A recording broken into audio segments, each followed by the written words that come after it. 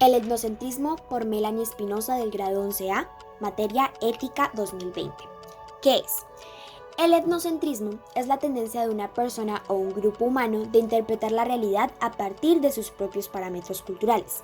Habitualmente esta práctica se vincula con el pensar que la etnia propia y todas sus características culturales son superiores a los rasgos étnicos ajenos. Es decir, implica creer en un valor superior a la cultura propia frente a las demás, empleando patrones de la propia para juzgar la cultura ajena. El etnocentrismo es un valor universal. En toda cultura en general y en toda persona en particular se pueden observar creencias que desprestigian a las culturas ajenas.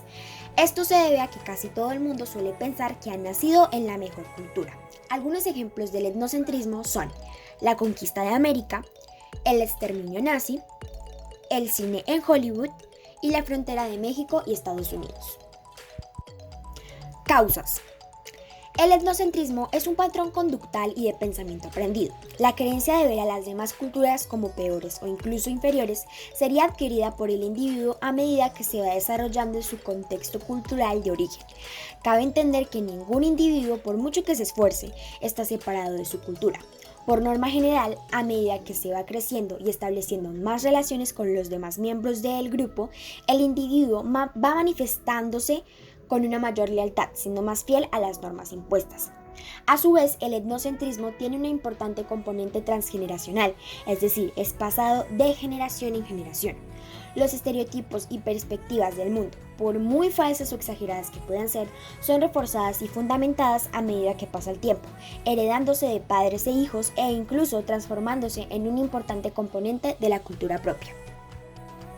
En primer lugar, tenemos la teoría de la identidad social. Con ella se sugiere que las creencias etnocéntricas son causadas por una fuerte identificación con la cultura propia, creando una visión positiva e idealizada de la misma. Con la intención de mantener esta visión positiva, la gente tiende a hacer comparaciones sociales con otros grupos étnicos, como si de una competición se tratase. Por el otro lado, tenemos la teoría del conflicto realista, la cual asume que el etnocentrismo se da a causa de la percepción o vivencia de un conflicto real entre dos o más grupos étnicos. Esto ocurre cuando un grupo culturalmente dominante percibe a nuevos miembros pertenecientes a una cultura ajena como una amenaza. Consecuencias. El etnocentrismo puede parecer una corriente que implica consecuencias negativas. Esto es cierto en la medida en que presuponer que otras culturas son inferiores a la propia puede motivar acciones dirigidas a acabar con el otro grupo. De hecho, son las visiones etnocéntricas las responsables de las grandes desgracias de la humanidad, tales como el Holocausto, las cruzadas o la expulsión de los indígenas norteamericanos de sus tierras. En todos estos eventos, el grupo cultural dominante resaltó negativamente los rasgos culturales ajenos, justificando así la limpieza étnica. Sin embargo, y por sorprendente que pueda parecer, el etnocentrismo trae también consecuencias positivas, actuando como un mecanismo de defensa para preservar la cultura propia. Un ejemplo de ello sería el no tolerar tradiciones y lenguas ajenas al territorio, dado que a la larga podría implicar un proceso de sustitución cultural y eventual eliminación de la cultura que estaba antes. También es gracias a las ideas etnocéntricas que se han evitado la creación de una sola cultura a nivel mundial. Desde que el mundo se ha ido globalizando, no son pocas las culturas que han acabado desapareciendo. Como respuesta a la globalización y creación de una sola cultura, las diversas culturas del mundo han ido cultivando ideas etnocéntricas, en tal que refugiarse en la idea de que su cultura es mejor permite que incluso las más pequeñas de ellas sigan existiendo.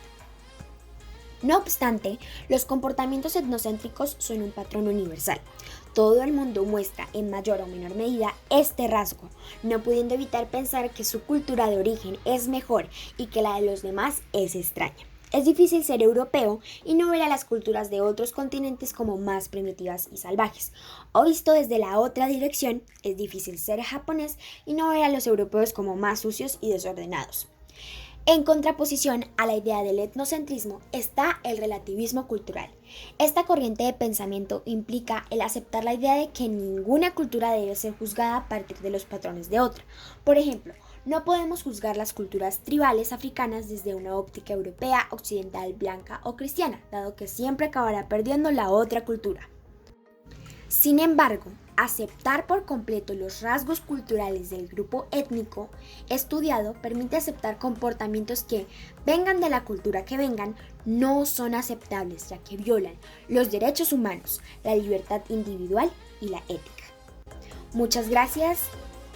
Eso fue todo por hoy. Nos vemos a la próxima.